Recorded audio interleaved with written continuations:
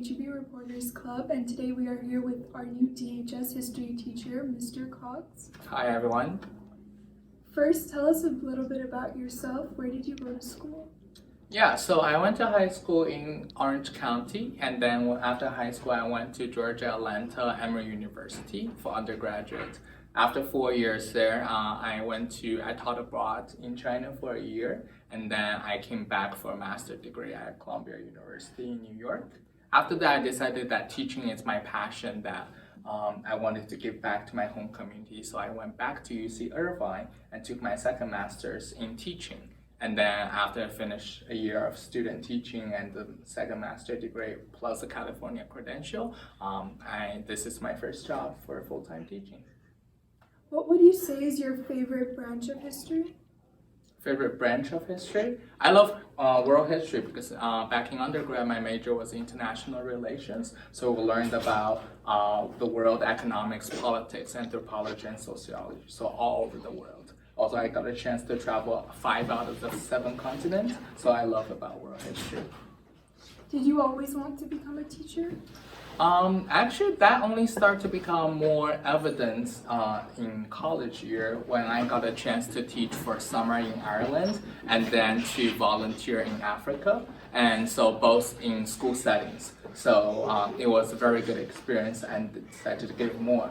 And it was not until I taught a full year in China I realized this is something that I'm really passionate about, and that's why I took 2 masters to really learn about education, the philosophy about it, and the bigger policy aspect, but also at UCI to learn the practical parts, how to teach, what to teach, and how to interact with students and so on. What did you know about the Armenian culture before coming to our school? So actually, I didn't know too much about it, but until during the interview and afterwards I did some more research about it, I realized that we have a huge diaspora in Los Angeles, greater Los Angeles area, and all over the world, which is amazing to see our teacher coming from, they're all Armenians, but they have Iranian Armenians, Turkish Armenians, American Armenians, they came from all over the world, which this community is strong and tight. And just seeing the parents and the teacher and student relationship in the school, I believe that this community is bound for love, to care, and to support each other. And also, I haven't got a chance to go to Glendale and try the food yet, so I'm looking forward to that. Do you have any passions or hobbies? Yes, so 3 major hobbies and passions. One is I have a love for history, so whenever I go, I always go to their museum galleries to see historical paintings, historical artifacts. And the second one is I love traveling, so I love to go all over the world. I've been to 5 out of 7 continents. There's 2 more to go. Whenever I have time, the world is a big place, and sometimes we kind of live in this bubble. Especially in Southern California, we don't move, or we don't go out as much, but there's so many wonderful people and things to go to see and to try, and I love that. And the last thing is that I have a passion for extreme sports, so skydiving, bungee jumping, hang gliding, all those things, I've done all of them. So there are many more. Here's some fantastic one in New Zealand, haven't got a chance to try, but in the future I love to go to there.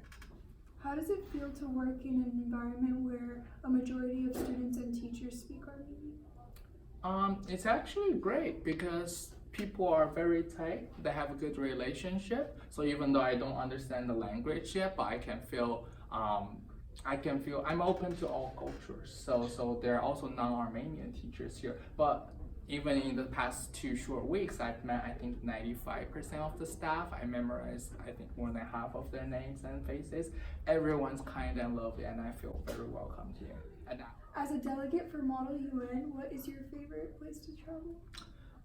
Actually, when I was at Emory University, I was on the Model UN travel delegations, and we traveled everywhere in the East Coast. We went to UNC Chapel Hills, North Carolina Chapel Hills. We went to Duke, went to Harvard. Also, of course, at Emory, we hosted our own conference. I think one of my favorite would be Duke. So because Duke has a very historical buildings and sites, and also it's not too far away from the school, and whenever Duke happens, there's so many talented individuals all coming into that conference, and to meet everyone is amazing. Actually, one quick fun fact, when I held the first Model UN meeting last time, I prepared a video from the Model UN official website to introduce the student what it is. And funny thing is that one of the top delegates on the video, and her name's Laura Bess, and she was my old leader from Emory. Oh, wow. So when I saw that, I was like, wow, it's amazing. So I even told the students that if they do really well, I'll try to connect with Laura Beth.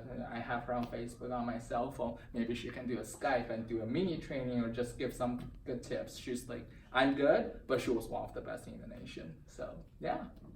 If you would want to change any historical event, which one would it be and why?